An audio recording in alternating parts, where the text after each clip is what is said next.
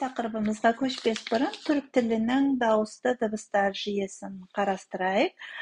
Түрк тілінде 8 дауысты дыбыс бар. Олар тілдің қатысына қарай жуан және жіңішке болып екі топқа бөлінеді. Жуан бұл түркшеде қалың үнлі, жіңішке болса бұл инже үнлі. 8 дауыстының А, I, O және U дауыстылары жуан, қалың үнлі, I, Ö және Ö дыбыстары жіңішке, инже үнлі болып бөлінеді. Бұл тілдің қатысына қарай, сондай-ақ еріннің қатысына қарай екі топқа бөлеміз. Езулік және еріндік. Езулік түркшеде düz үнлі, düz тегіс деген мағынаны білдіреді. Еріндік yuvarlak үнлі. Yuvarlak ол дөңгелек, домалақ деген. Осы мына 8 дауыстының А, Э, және И дауыстылары düz үнлі, яғни езулік. О, Ö, U және Ö үнлілері еріндік, түркше yuvarlak үнлі деп аталады. Бұлар бізге не үшін қажет? Бұл ерекшеліктерді білу.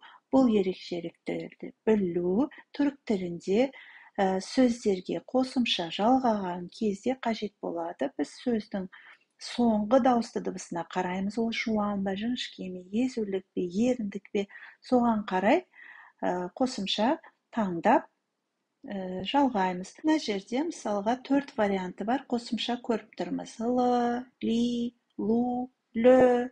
Бұл қазақшадағы лық, лік, дық, дік, тық, дік. Мысалы, алматылық, қазақстандық, астаналық, түркиялық дегендегі қосымшалардың түркшедегі баламасы. Лға қарайтын болсақ, бұл бізде жуан және езулік. Жаңа тақырыбымызға байланысты. Ли ол жіңішке,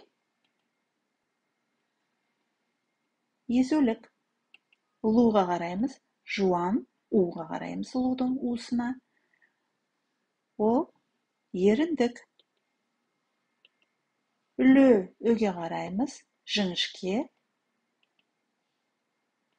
еріндік, ернімізді дөңгелеттік. Енді Мысыр деген сөзге оны қосып көрейік, жалғап көрейік. Мысыр, соңғы дыбысы жуан және езулік. Олай болатын мысалы, оған тек қана Л қосымшасын жалғай аламыз вариантын. Мысырлы, мысырлық. Норвеж, Норвегия. Бізде жіңішке және езулік. Олай болса тек қана лиді жалғай аламыз. Норвеж, ле, норвегиялық. Чин, ол да жіңішке және езулік. Олай болса, оғанда тек қана лиді жалғай аламыз. Чинлі, қытайлық. Беларусь, жуан және еріндік. Олай болса, тек бір ғана вариант бар, ол лу. Беларусь, лу. Белоруссия, лық. Эквадор, о да секілді жуан және еріндік. Олай болса, оғанда тек қана лу қосымшасын жалғай аламыз.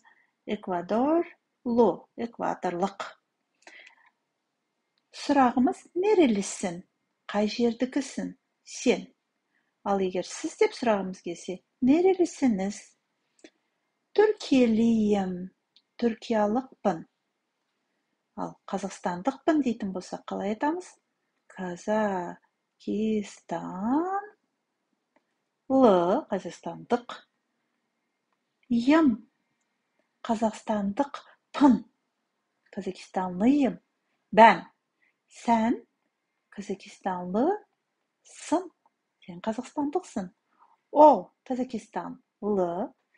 Biz Kazakistanlıyız. Kazakstandықпыз. Siz Kazakistanlısınız. Onlar Kazakistanlı немесе Kazakistanlılar деп айта аламыз. Енді оларды біз мына жерде мысалдарда пысықтайық. Мысалға, Метин нерелі? Ол, Метин Түркиелі. Mehdi nereli? Mehdi Tunus. Tunis.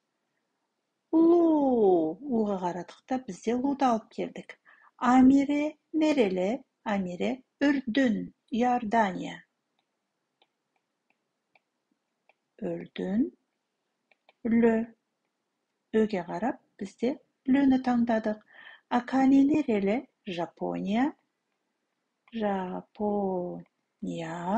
Sonra A. Olay bolsa L.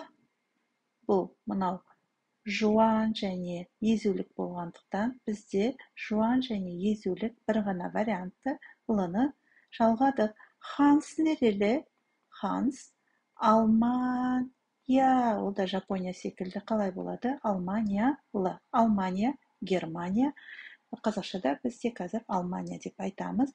Алманиялық.